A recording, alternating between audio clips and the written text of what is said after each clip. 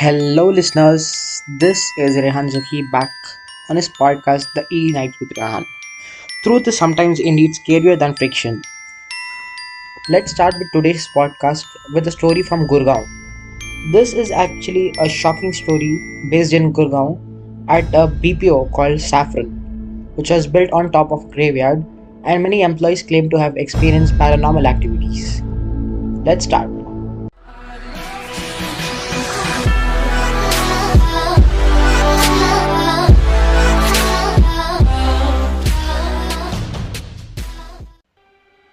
Saffron has a business process that had a girl named Rose, who was the brightest star on the production floor. She was a punctual employee who never took any unplanned leaves. Both the upper management and her colleagues were in awe of Rose's way of functioning and looked up to her as a role model. She was a socially friendly woman who made friends with everyone in her process. She was such a great employee that she won 3 Employee of the Month awards in a row during her tenure at the BPO. But an unusual thing happened one day. Towards the end of her shift, she received an inbound call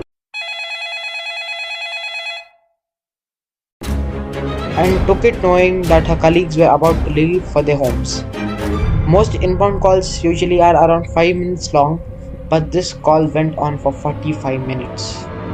Her superiors were surprised at the lengthy nature of this call and eventually decided to barge into her call to make sure she didn't need any support in helping the client.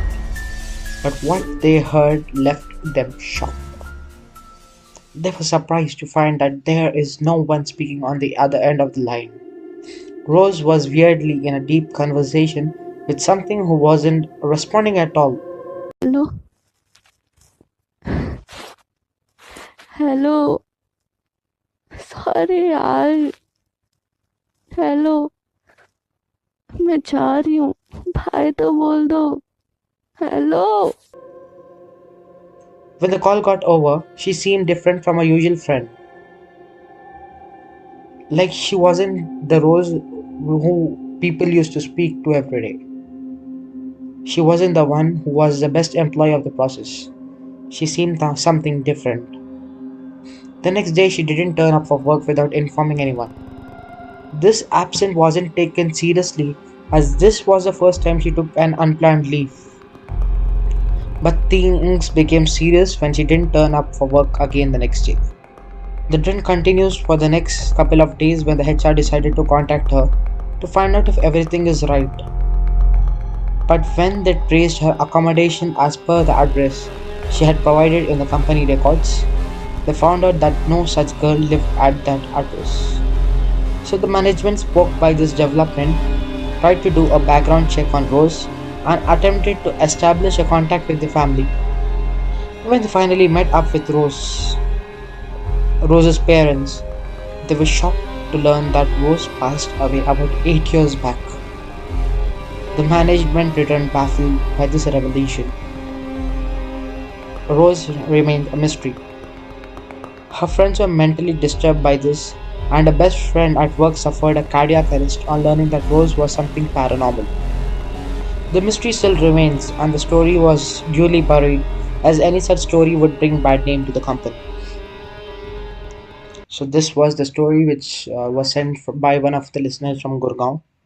Let's start with another story which is sent to us by another listener of us whose name is PR Kriti.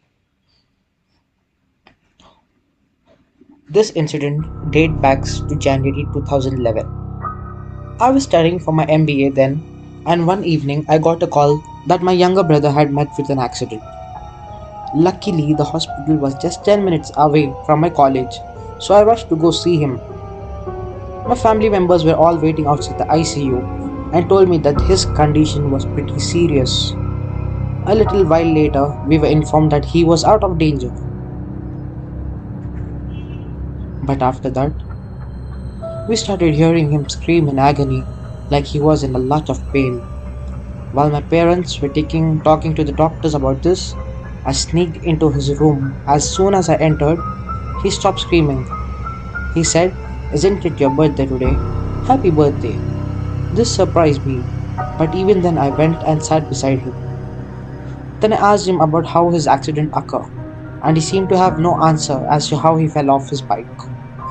In the middle of this, he gets off his bed and starts limping towards the window. Imagine a man who was screaming in pain with bandages all over his body, getting up and watching. I asked him what he was doing and he says, watch me. My younger brother was about to jump off the sixth floor window of the hospital. Luckily, I ran towards him and tried to stop him. When I was able to take control, I yelled out to my parent and everybody pulled him in. By now, his face wasn't looking normal, and neither was he behaving in a normal manner. Later that day, he started chanting that if he stays in the hospital any longer, he'll be dead. My mom decided to take action and take him home. He came home and napped, but when he woke up, he began behaving weirdly again. He was peeping through the windows in tears and told my mom she has come to get me. He then jumped out of the sofa and ran into the puja room and kept peeping outside. I gathered my courage and asked her who she was talking about, and he pointed out towards the swing set outside and said she wants to take me. I couldn't see anyone out there. After some time, he calmed down, but not for too long. A little later, he stood on his toes in front of an open cupboard and started laughing very loud. When we probed him over and over about this, he said that it was her who was laughing and not him.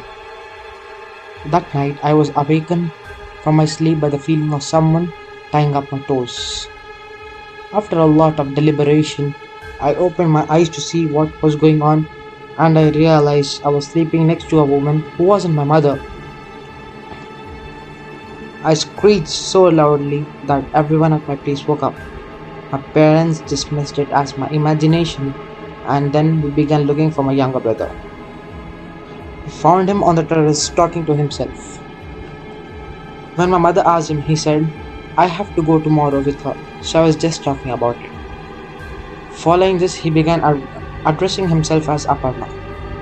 My mother had enough by this point and called the local priest.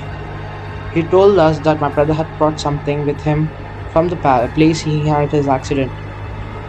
We later learned that a girl who was just about to get married died at the spot of this accident. In the end, we had to take my younger brother to an ashram in Gujarat, where it took months to become normal once again. So these were the two stories which are shared by our listeners. Hope you all have loved this podcast. I know, yeah, I'm trying to actually increase the quality of the production of a podcast. I know it's very like too unprofessional. It doesn't sound clear, but the thing is, I do not have a heavy budget by till now, so that I can invest into some good microphones and a studio. But yeah, I'm saving up currently, and as soon as I save up enough, I'll surely try to set up a good studio with some good professional equipment so that even y'all can enjoy more listening to my stories. By the way, love y'all. Thank y'all for the support which y'all have given me for my first podcast, which I launched last week. If you like my work, make sure you check out my other works, my other podcasts. Make sure to follow me on Insta. My ID is REHANZUKHI. You can check it out on Insta. So that was all for today. Let's meet for another week with some more chilling episodes. And if you have a story to share with me, you can DM me on Insta, and I'll be really glad to narrate your incident on my pod. Until then, be spooked, be happy, be cheerful.